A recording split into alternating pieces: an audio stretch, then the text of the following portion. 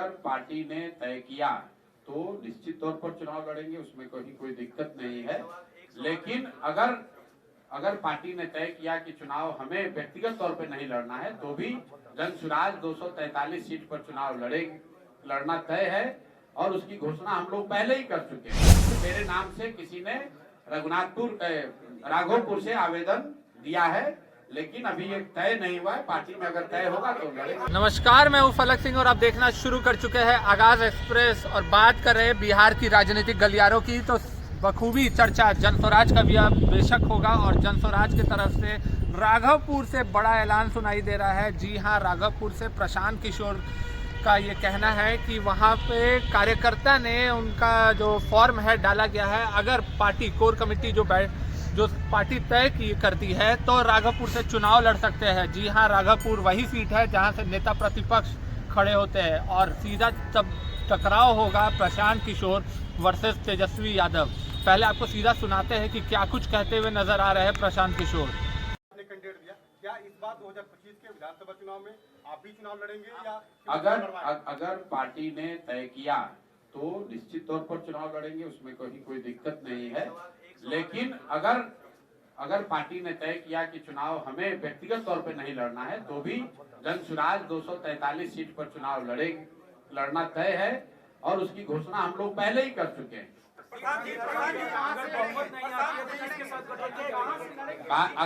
अगर बहुत कहां से लड़ेंगे तो भैया जहां से पार्टी तय करेगी वहां से लड़ेंगे। अभी हमारे नाम से, क्योंकि आप में से कुछ लोगों को पता होगा कि अभी जन सुराज में आवेदन की प्रक्रिया चल रही है।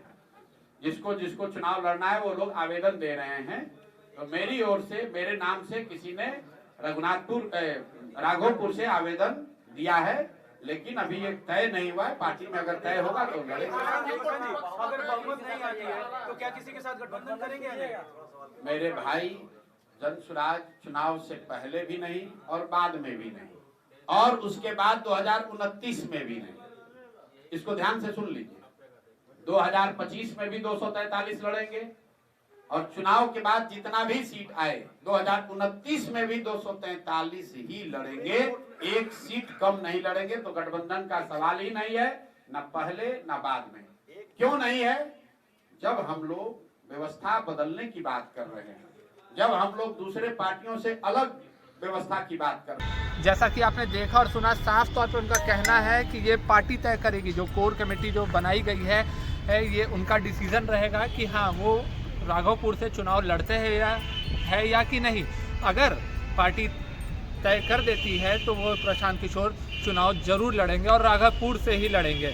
बताया जा रहा है कि जन स्वराज के कार्यकर्ता ने आवेदन डाला है कि राघवपुर से प्रशांत किशोर चुनाव लड़े। ऐसे में दो बड़े दिग्गज, एक तरफ नेता प्रतिपक्ष तेजस्वी यादव और दूसरी तरफ प्रशांत किशोर, राजनीति में, बिहार की राजनीति में अभी से ही सीटों को लेकर के जो गर्माहट चली है और जो धुरंधरों की जो युद्ध होती है वो अभी से देखने को मिल रही है। राघवपुर सीट में अगर ये जंग होती है तो ये सबसे बड़ी हॉट सीट मानी जाएगी, राघवपुर सीट। और साथ ही साथ में प्रशांत किशोर ने ये भी ऐलान कर दिया है, जब उनसे पूछा गया कि क्या जन स्वराज पार्टी जुड़ने जाएगी, किसी के साथ गठबंधन में आएगी, उन्होंने साफ तौर पे कह दिया है कि 2025 जन स्वराज 243 सीटों पर लड़ेंगी और 2029, जी हाँ, उन्होंने साफ तौर पे कहा है कि आप लिख कर ले लीजिए, 2029 भी जन स्वराज 243 सीट पर ही चुनाव लड़ने जा रही है।